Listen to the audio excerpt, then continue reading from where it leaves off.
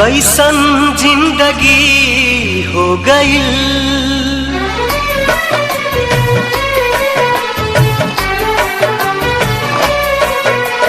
कैसन जिंदगी हो गई, मौत से दोस्ती हो गई। कैसन जिंदगी हो गई, मौत से दोस्ती हो गई। अखिया के सपना बहे लोर बन के, हमसे नाराज हमरी खुशी हो गई। कैसन जिंदगी हो गई, मौत से दोस्ती हो गई। कैसन जिंदगी हो गई, मौत से दोस्ती हो गई।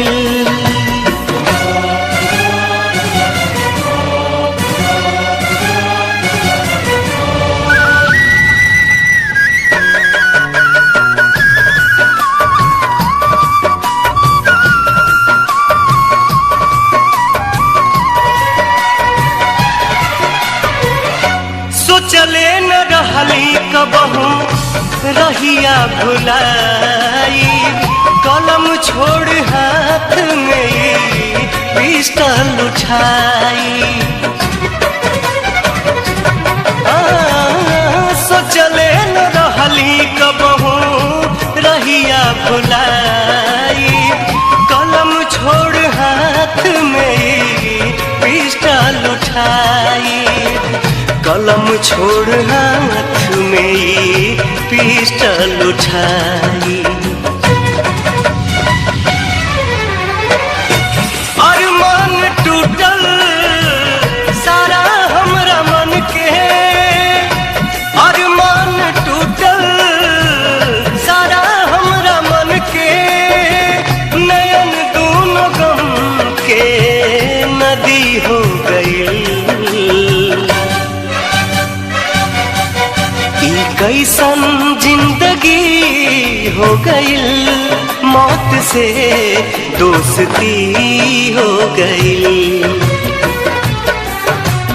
कैसन जिंदगी हो गई, मौत से दोस्ती हो गई।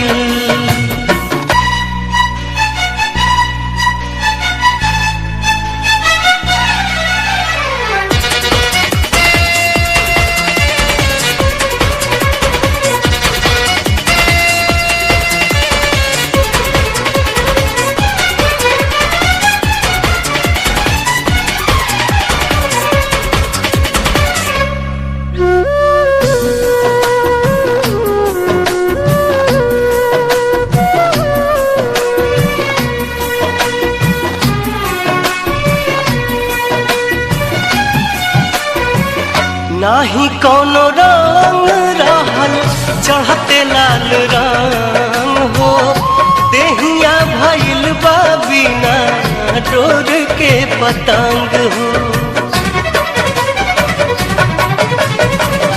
नाही कोनो रंग रहल चढ़ते लाल रंग हो, देहिया भइल बा बिना डोर के पतंग हो।